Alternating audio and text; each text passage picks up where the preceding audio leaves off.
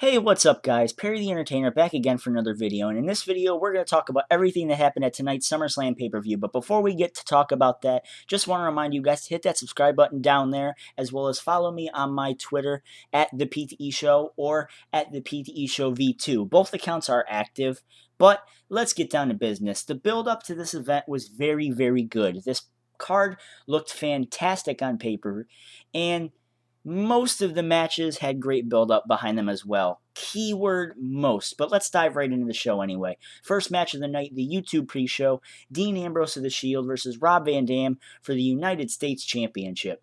This match was very good, and I gotta say, these pre-shows have been getting very good lately. The Usos and the Shield at Money in the Bank was really good, and Sheamus and Damian Sandow at WWE Payback was entertaining also. However, I've said it multiple times on Twitter, and I think I said it on YouTube before, RVD and the Shield should not be wasted on the pre-show, but it definitely kicked things off with a bang. During the match, the Shield tried to interfere on Dean Ambrose's behalf, but Mark Henry and Big Show walked down to even the odds, but the match continued regardless. But we all know WWE can't have a great match without having a lame-ass ending, which is exactly what we got. Roman Reigns speared RVD, and Dean got the DQ, thus declaring RVD the victor, but the championship cannot change on a DQ. A lame-ass ending to a very entertaining and fast-paced match. Since I don't want to talk about pointless segments tonight, we're going to skip over them tonight. Next match of the night, Bray Wyatt versus Kane in the Ring of Fire match. These black railings surrounding the ring were used to keep the family out and keep Kane and Bray in. This match had great build-up leading into it, and to be fairly honest, the match didn't live up to expectations. Wyatt's wrestling ability was put on showcase, and it wasn't exactly outstanding. The crowd got excited when the flames grew, but other than that, they were dead throughout the match. Throughout the match, Rowan and Harper kept trying to somehow get involved, but the flames would keep getting higher until they covered the flame with some sort of fireproof cloth. They beat down on Kane and eventually let Bray Wyatt hit his neckbreaker finisher that he's been using on all of his opponents and got the 1-2-3. Your winner, Bray Wyatt. The match was very disappointing, and it didn't feel like a high-profile match. After the match, the family used the steps as some sort of guillotine on Kane and then carried off Kane to God knows where. I guess that's their way of writing Kane off so he can go and film a sequel to See No Evil. But in this match, I definitely saw no evil. Just disappointment. Third match of the night, Cody Rhodes versus Damian Sandow. The Team Rhodes Scholars explode.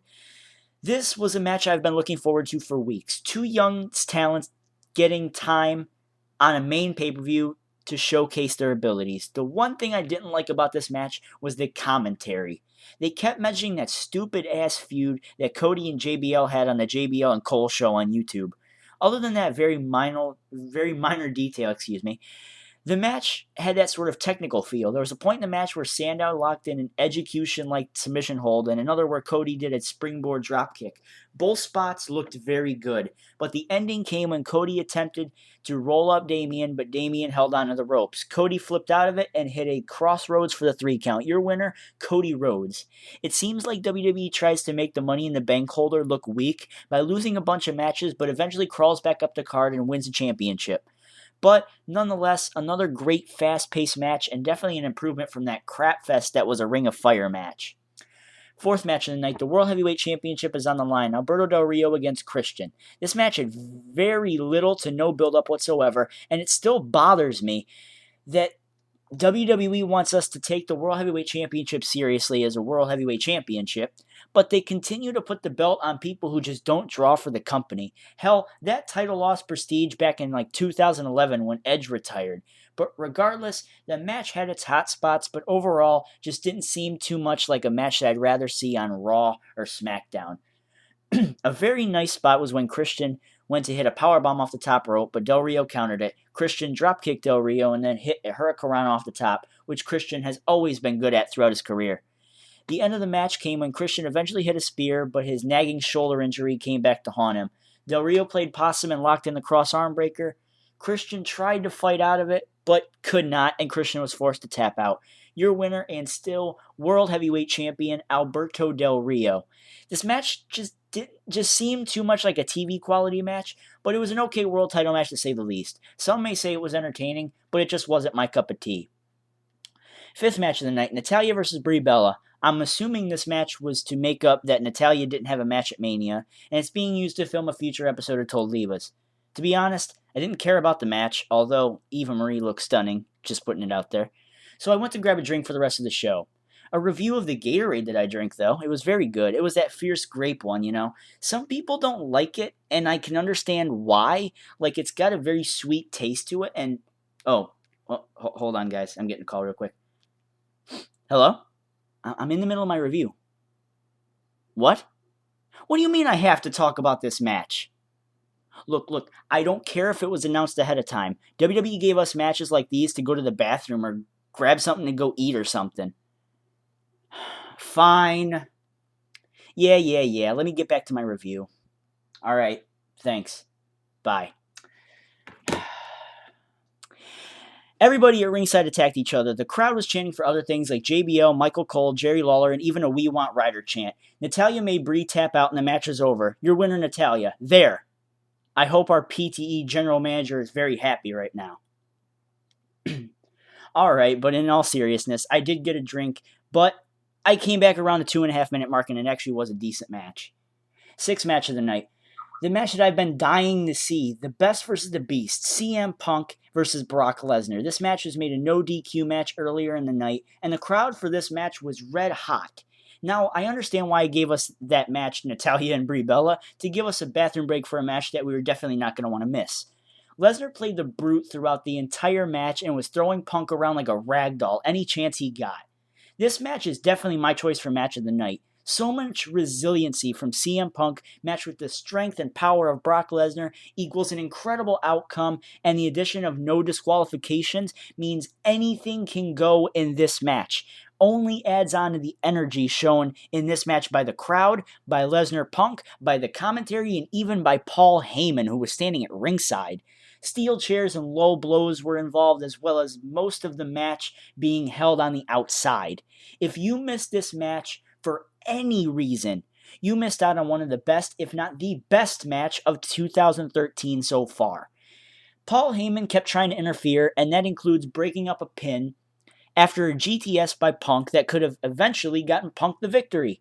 Like I said, this match easily goes down as match of the night. The ending came when Punk locked in an Anaconda Vice on Paul Heyman. Lesnar eventually got in and broke it up with 3 huge chair shots. He threw the chair on the ground and hit CM Punk with an F5 on the chair. He covers him. 1, 2, 3. Your winner, the Beast, Brock Lesnar. If there were to be a rematch, though, I would be kind of on the fence with it, because while it was a great match, and I definitely love to see these two lock it up once again, I feel that this is one of those matches you shouldn't be attempted to try and outdo it with a Punk Lesnar 2. I cannot say enough good about this match other than to watch it. And if you already watched it, watch it again. You definitely will get the same feeling every time you watch it. An incredible, brutal match. And we follow up the greatness that was CM Punk versus Brock Lesnar for our 7th match of the night. Dolph Ziggler and Caitlyn versus AJ Lee and Biggie Langston. Compared to how hot the crowd was during the Lesnar-Punk match, the crowd got very tired, and this was WWE's way of telling the crowd to relax and get ready for the Daniel Bryan-John Cena WWE Championship fiasco. But this is another match I would rather see on a Raw or SmackDown, but I could understand why they put it on after Brock Lesnar versus Punk, considering how much Punk or Bryan Cena was going to mean for the rest of 2013. Ziggler counters the big ending into a zigzag and gets the win for him and Caitlyn. An okay match, but the reason for it is completely understandable. The 8th and final match of the night, WWE Championship match. John Cena defends against Daniel Bryan with Triple H as the special guest referee. It still amazes me when I see comments and tweets acting surprised when Cena gives a great performance. This man is just as capable on a great match as anybody else. If John Cena was still an entertainer after tonight, I hope he proved that he's one of the best entertainers in the business right now. This is also one of the very few matches where Cena seems like a legit bad guy, keeping the fan favorite Daniel Bryan from obtaining a dream that he's worked many years to get to. What Triple H said on one of these last few episodes of Monday Night Raw is exactly true. Daniel Bryan is the future of this business, and whether you like it or not, you have to respect everything these two men have gone through. This match was very entertaining and very worth your time to check out as well. One of my favorite points in the match is when Cena hit his 5 moves of doom and went to hit an FU. Daniel Bryan reversed it by flipping out of it, climbed the turnbuckle, and hit a huge missile dropkick. That was great. Another great moment was when Cena and Bryan were fighting on the top rope. Bryan tried to hit a hurricanrana, but Cena held on to him. Cena then grabbed D-Bry, jumped down onto the mat looking like a Styles Clash of some sort. Daniel Bryan's head bounced off the mat and turned it into an STF, which Bryan then reversed into a yes lock. John Cena took so much punishment at the hands of Daniel Bryan and escaped a front face guillotine, a yes lock, hell, even a de-Bryanized STF. Daniel Bryan is slowly but surely becoming one of my favorite wrestlers in WWE, up there with CM Punk, and it feels like one more big moment will put him up there with Punk. As much as I want to talk about how great this match was, though, we have to talk about the ending. Daniel Bryan hits a big kick on Cena, Cena gets up quickly, and Bryan hits a huge knee to the face, covers him. 1, 2, 3, your winner and new WWE Champion, Daniel Bryan. As awkward as that was, by the way. Confetti and streamers are floating down. Pyro's going off on the stage. Everyone's celebrating on Twitter. Everybody on Twitter's marking out. And whose fucking music starts playing? None other than Randy Orton, the Raw Money in the Bank winner. It looks like he's going to cash in, but then he turns around. It looks like he's ready to leave the arena. But Triple H turns Bryan around and hits a pedigree. Orton then runs back into the ring, cashes in the briefcase, and Triple H counts the 1, 2, 3. Your winner and new WWE Champion, Randy Orton. As great as the Cena-Bryan match was and how the finish was a little awkward, I'm sure we all expected some way or another Randy Orton was going to walk out with the WWE Championship.